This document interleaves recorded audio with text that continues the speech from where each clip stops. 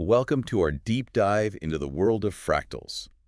Get ready because we're about to explore some seriously mind-bending concepts. Hmm. And yeah, might never look at a coastline the same way again. Yeah, it's true. They kind of are everywhere once you start noticing them.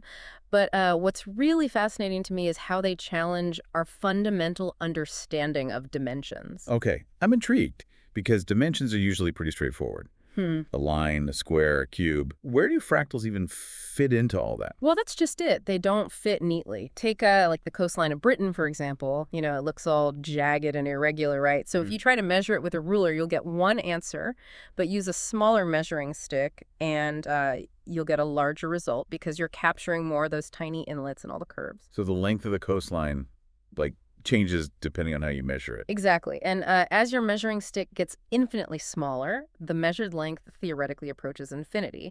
And that's because coastlines, like a lot of natural phenomena, exhibit self-similarity, which is a key characteristic of fractals, meaning they have the same basic pattern repeating at all these different scales. So that coastline, it just keeps getting more and more complex the closer you zoom in. Precisely. And it's not just coastlines, though. Think about clouds, mountains, even the branching patterns of trees. Yeah. They all have this quality where the part kind of resembles the whole. And that's where things get really interesting because these irregular, self-similar shapes, they can't be described using our typical like whole number dimensions. So how do we even begin to measure something like that? That's where this concept of fractal dimensions comes in. They're not whole numbers like 1, 2, or 3, but can be fractions or decimals. Okay. They capture the idea of how much space a fractal fills as you zoom in or out. A fractional dimension. So more than a line, but less than a plane. Can you give me like a concrete example? Absolutely. Imagine a line segment, and we just remove the middle third. So we're left with two smaller segments, right? Right. Now we repeat that process, removing the middle third of each remaining segment. And so on, infinitely. Right. This is a classic example of a fractal called Cantor's dust. So you're creating like this increasingly fragmented dust of points. But it's not really a line anymore, is it? Exactly. What remains isn't quite a line, but it's also more than just a collection of disconnected points. And this strange, like, in-betweenness is reflected in its fractal dimension, which is about 0.63. Wow. That's what makes fractals so mind-blowing. They reveal like a whole new way of thinking about dimensions and the space around us. That's incredible. It's like we're like stepping outside of our normal geometric rules. But how do mathematicians and computer scientists actually visualize these like infinitely detailed patterns? I mean, you can't just draw something infinitely complex, can you? That's a great question, and it brings us to the challenge of mapping fractals onto a finite space, like your computer screen. It requires some pretty clever techniques. So how do they do? Is this some sort of mathematical magic trick? You could say that.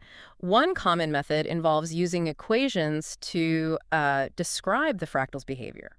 By repeatedly applying these equations, computers can generate stunning visual representations, even though the actual fractal is like infinitely detailed. So even though we can't see all the infinite detail, the computer is still following those mathematical rules to create the image. Precisely. It's like having a set of instructions that tells the computer how to generate the fractal at any zoom level. And by assigning colors based on the fractal's behavior, we can create those breathtaking images you've probably seen.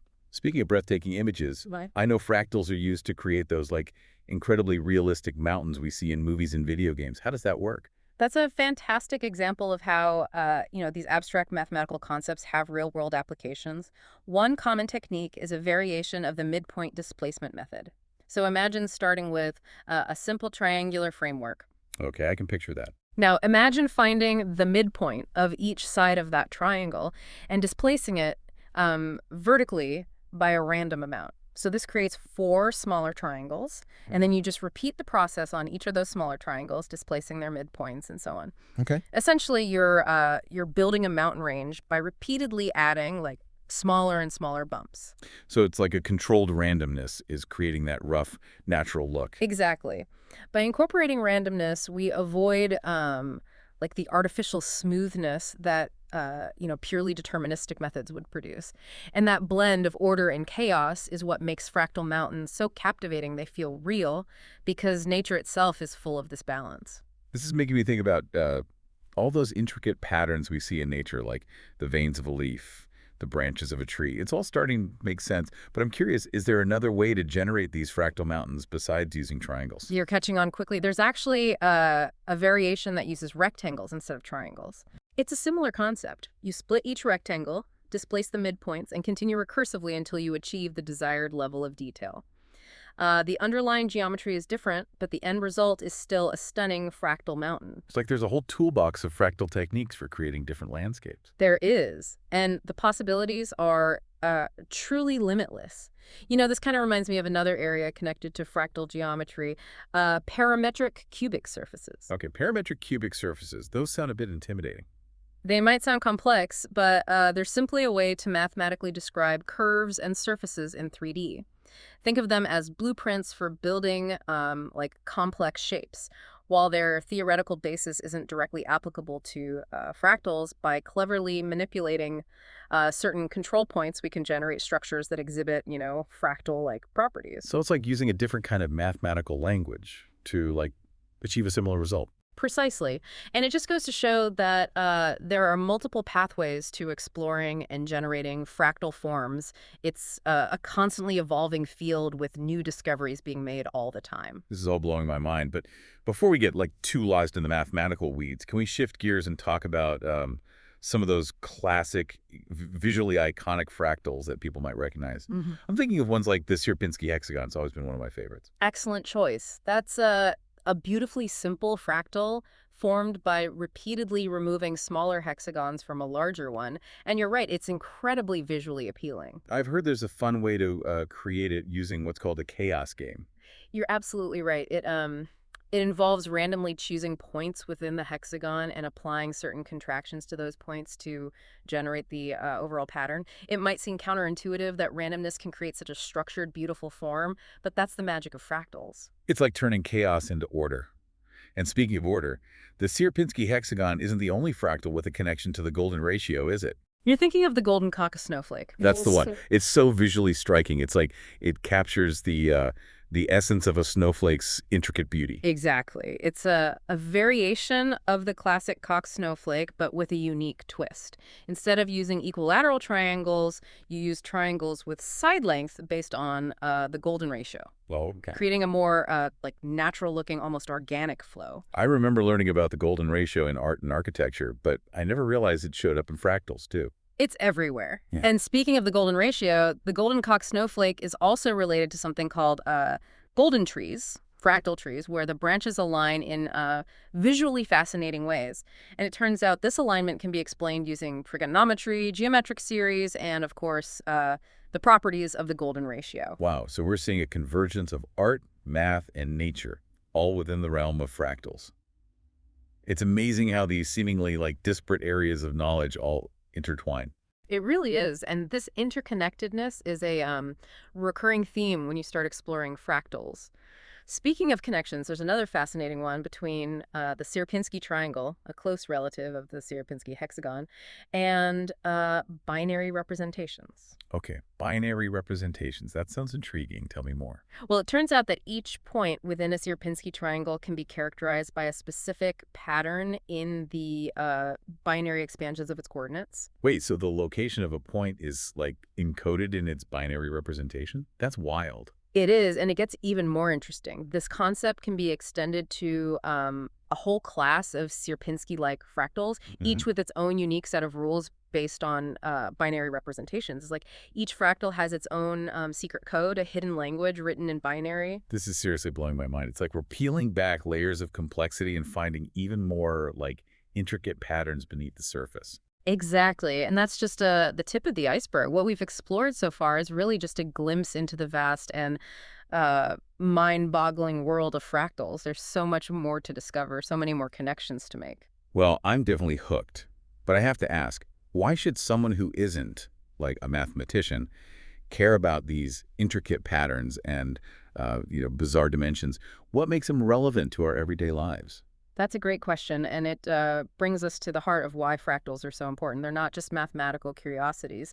They offer a new lens through which to view the world around us. They provide a way to understand and model complex, seemingly chaotic phenomena that, traditional Euclidean geometry struggles to capture. So we're talking about things like coastlines, clouds, even the branching patterns of trees. Exactly, and much more. Fractals are everywhere once you start looking for them. Their self-similarity and fractional dimensions allow us to describe and analyze systems that were previously considered too irregular or complex.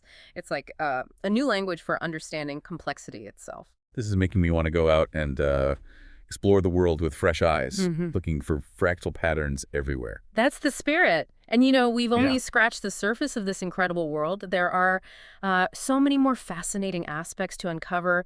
Perhaps in our next deep dive, we can explore some of the practical applications of fractals. Okay. They're being used in everything from antenna design to medical imaging to financial modeling. Okay. Now I'm really intrigued. I can't wait to learn more about how these seemingly abstract mathematical concepts have such like tangible real world impact. But for now, I think my brain needs a little break to process all this amazing information. That's understandable. Fractal exploration can be quite a workout for the mind. But I guarantee it's a journey well worth taking. It's fascinating how those Sierpinski-like fractals we were talking about have such a deep connection to binary representations. Yeah. It's not just about pinpointing locations within the fractal. It's about uncovering those like fundamental rules that create them in the first place. Oh, okay. I'm all ears. What kind of rules are we talking about here? It sounds like there's a whole like hidden language governing these patterns. Imagine like a rule that says if the binary expansions of a point's x and y coordinates both have a 1 in the same position, then remove that point. That's essentially the rule for creating the classic Sierpinski triangle. So you're using like binary code to filter out specific points, and the remaining ones form that fractal pattern. Precisely. And here's where it gets really exciting.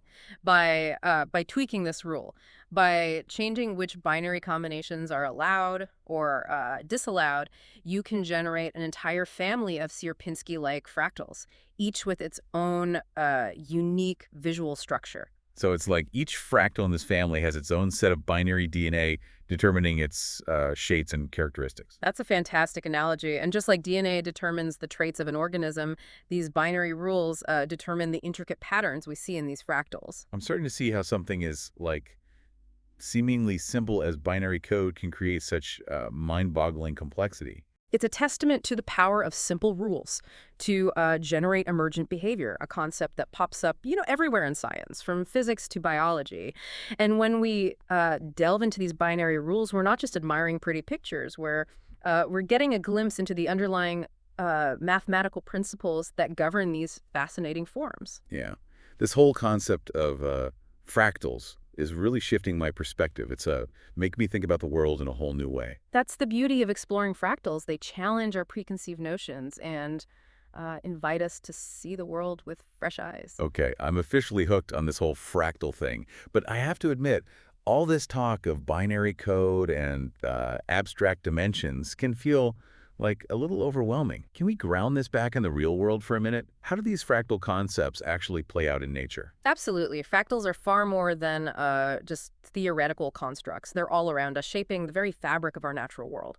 We've touched upon coastlines and mountains, but let's delve into some other captivating examples. So we're talking about more than just like those stunning fractal mountains we discussed earlier. Oh, much more. Think about like the branching patterns of trees, the way a single trunk splits into branches, which then split into smaller branches and so on. It's a perfect illustration of self-similarity, a key characteristic of fractals. Right, it's the same pattern repeating at all those different scales, creating this intricate branching structure. Exactly. And this fractal branching isn't limited to trees. Look closely at the veins in a leaf, the network of rivers flowing into a larger body of water, or even like the electrifying paths of lightning bolts. They all exhibit these self-similar fractal-like properties. So fractals are nature's way of building complexity and efficiency into these systems. That's a great way to put it. Fractal patterns often arise in systems where, there's a need for efficient distribution or like surface area maximization. Mhm. Take the human circulatory system, for example. I see where you're going with this. The branching network of all those blood vessels allows blood to reach every part of the body, like quickly and effectively. Precisely. The intricate fractal-like structure of blood vessels ensures efficient transport of oxygen and nutrients throughout the body. And the same principle applies to the structure of our lungs, maximizing surface area for vital gas exchange. Nature has truly harnessed the power of fractals to create elegant and efficient solutions for life itself.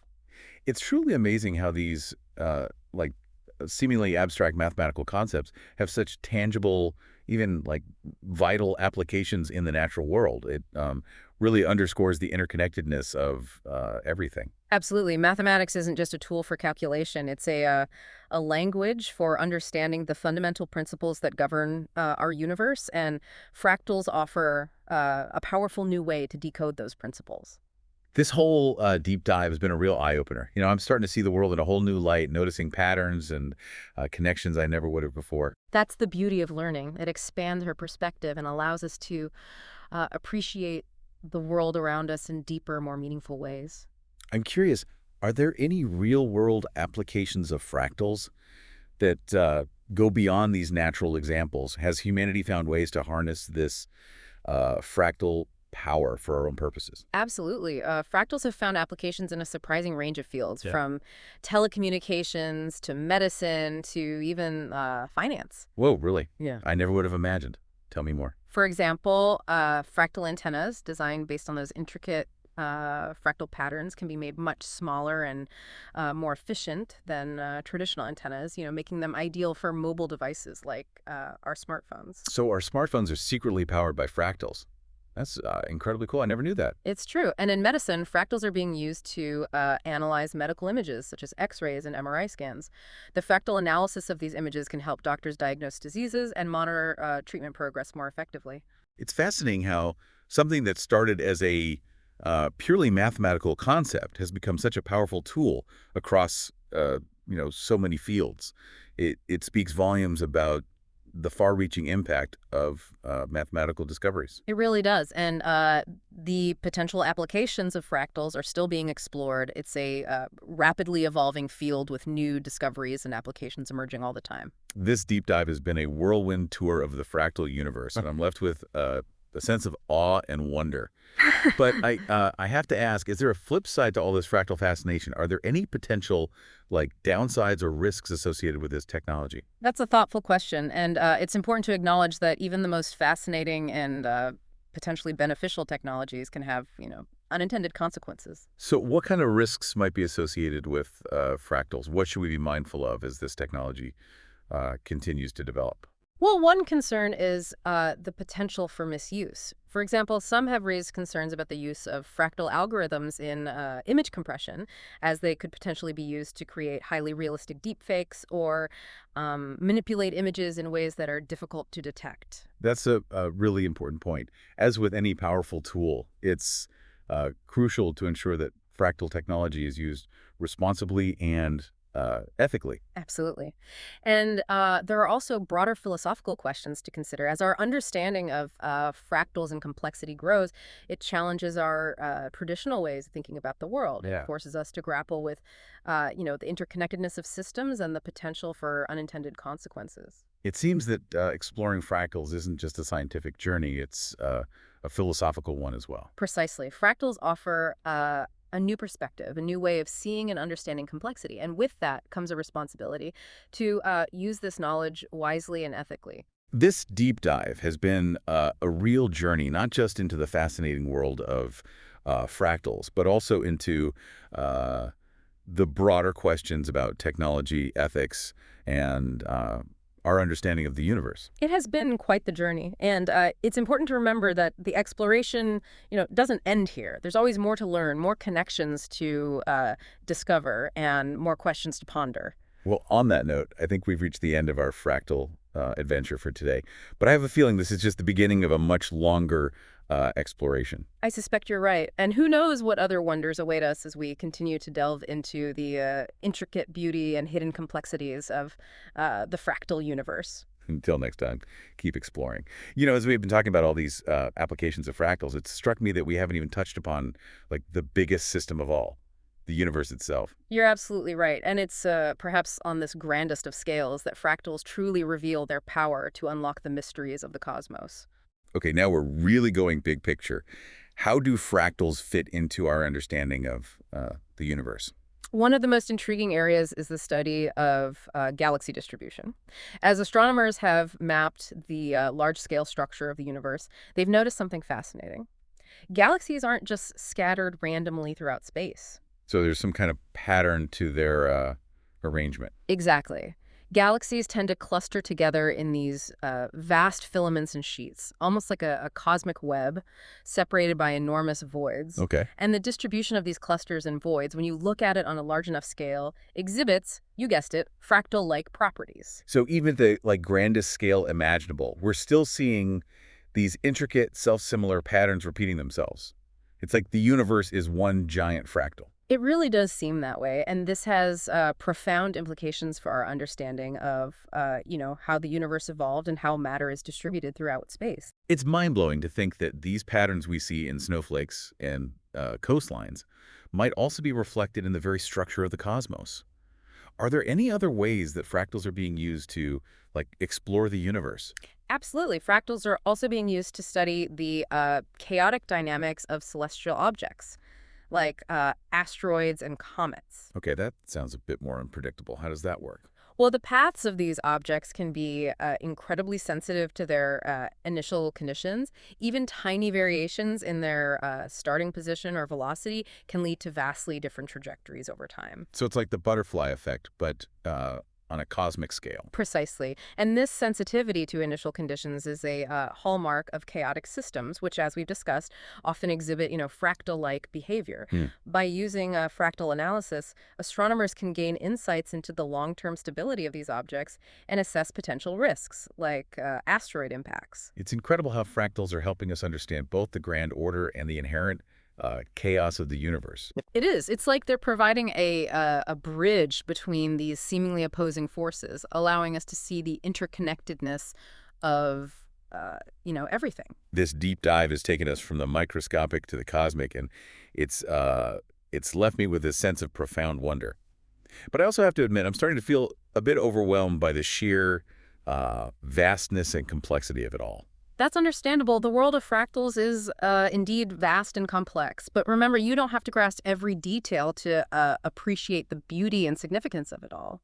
So where do we go from here? How do we make sense of this newfound fractal awareness? I think the key is to embrace curiosity, to keep exploring, and to allow yourself to be amazed by the patterns and connections that you discover along the way. The beauty of fractals is that they invite us to see the world with fresh eyes, to appreciate the elegance and complexity that surrounds us. It's like we've been given a new set of lenses through which to view the world, a new way of seeing and understanding complexity. Exactly. And with those lenses, we can see the interconnectedness of everything from the smallest atom to the largest galaxy. This deep dive has been a real journey, and I'm so grateful for your guidance. I feel like we've only just scratched the surface of this incredible world. That's the beauty of it. The exploration never truly ends. There are always new patterns to discover, new connections to make, and new wonders to unravel. So keep asking questions, keep exploring, and who knows what other fractal treasures you might find along the way. And on that note, we'll bring this deep dive to a close. But remember, the exploration continues. Until next time, keep your eyes open for the intricate beauty and hidden order of the fractal universe. Until next time.